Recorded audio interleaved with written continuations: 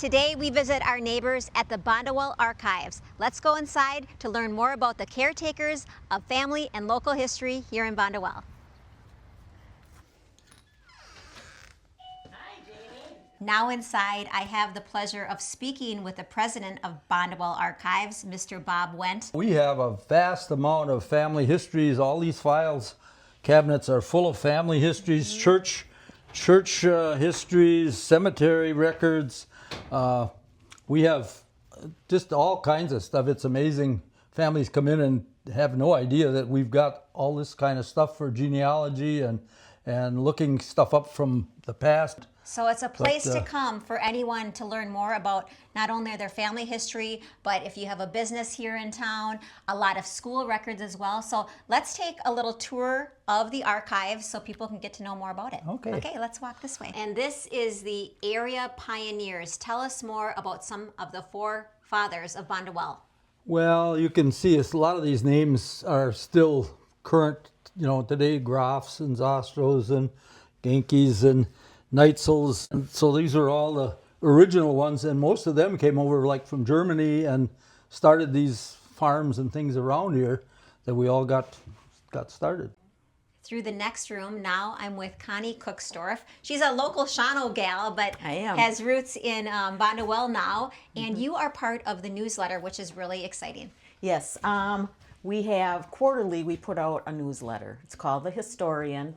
We feature businesses, families, area, churches, cemeteries, cheese factories, just about anything you can think of. So this is a resource that people can come in if they would like a back issue, anything like that, they can come in and purchase. And we're always looking for someone to help with writing articles, sending in pictures, anything that would relate to the history of the Bonduel area, including the school district.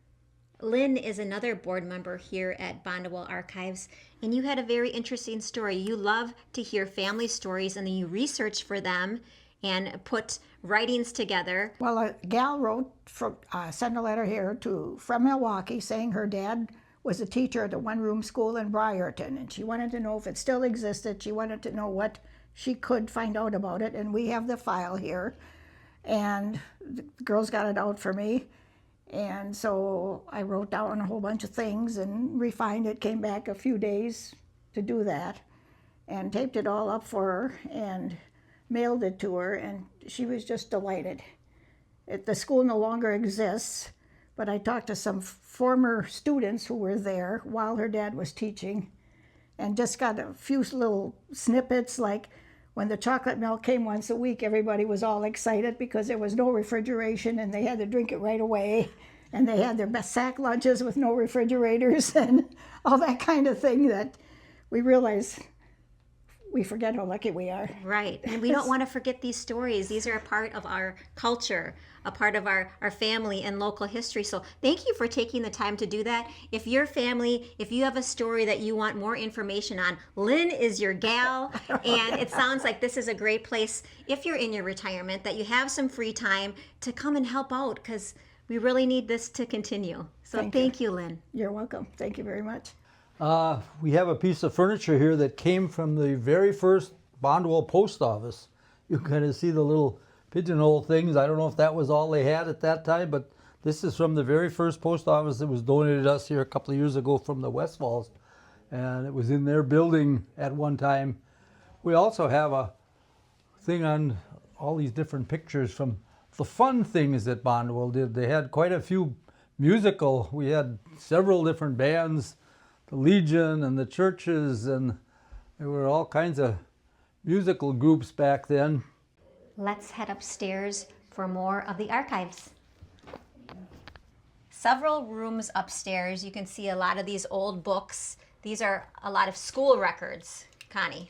Yeah, school records, different township records from way back. Here's one, 1897 to 1930 for the town of Heartland. And I just pulled out some of the old public school record books, kind of interesting. This one is from 1952, and it's got their attendance.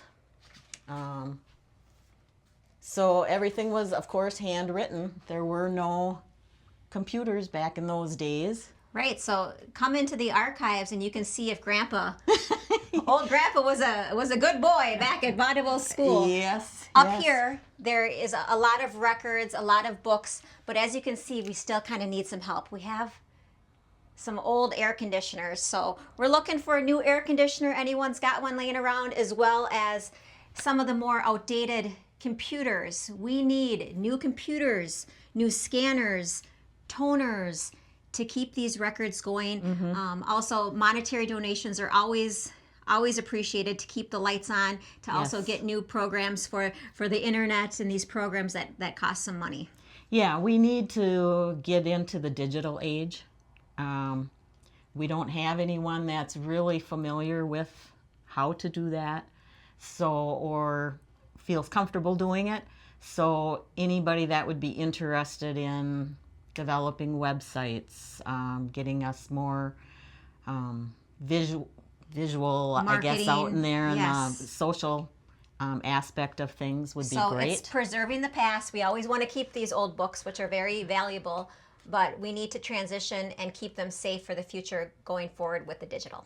Right.